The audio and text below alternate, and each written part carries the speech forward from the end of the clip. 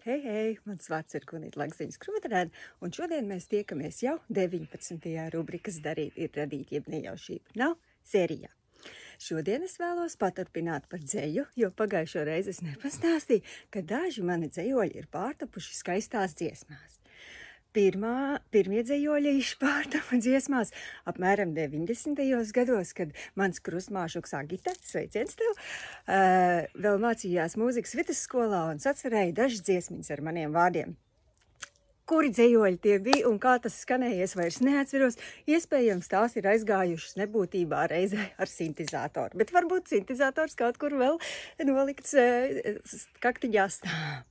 Vēlāk studiju gados mans dzejoļas dziesmās pārveidoja Kaspars Švalbe, kurš ir mans brāļuks, ar kuru mēs iepazināmies studiju laikā, un kurš bija mans pleciņš, uz kuras raudāju par savu salostīto sirdi un sūdzēju bēdas, rakstot viņiem kilometriem garas vēstules, kurās iepina arī savus dzeļojas, un viņam no tām radās dziesma. Kā viņš teica, kā uzrakstīts, tā skan.